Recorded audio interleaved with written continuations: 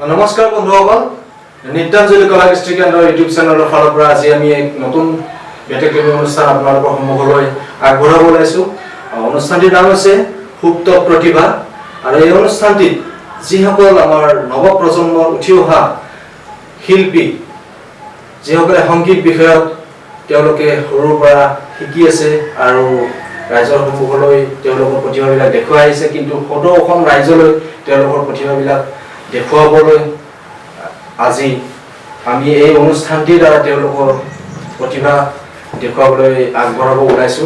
আৰু আমি আজি তামোলপুৰ কচুবাৰী নামৰ ঠাইত আজি আমি লগ খাইছো।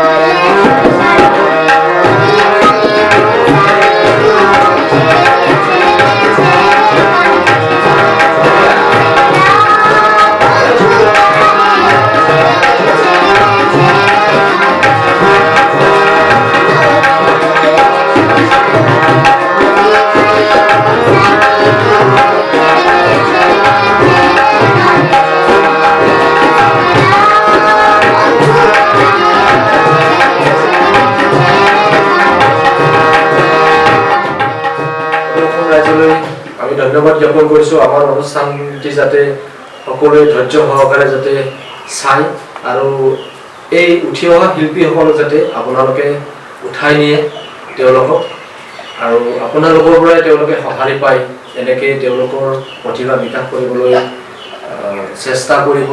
আৰু যিমান দূৰ আগবাঢ়িব লাগে তেওঁলোকে আগবাঢ়িবলৈ আপোনালোকৰ পৰা উৎসাহ পাব। নিত্যাঞ্জলি কলা কৃষ্টি কেন্দ্ৰ ইউটিউব চেনেলৰ ফালৰ পৰা আমি আপোনালোকক ধন্যবাদ জ্ঞাপন কৰিছো।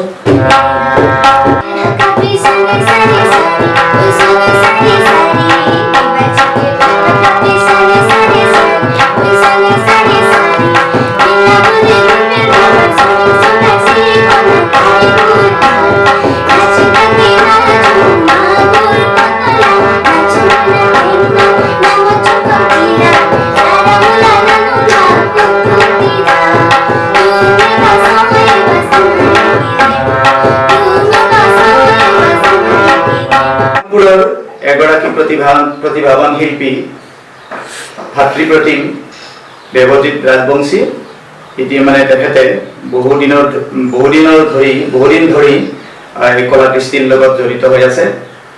নিত্যাঞ্জলি কলা কৃষ্টি নামৰ এটি কেন্দ্ৰ তামোলপুৰত তেওঁ ইতিমধ্যে খুলিছে আৰু এই কেন্দ্ৰটোৰ জৰিয়তে বহু প্ৰতিভাৱান শিল্পীৰ ইতিমধ্যে জন্ম দিছে।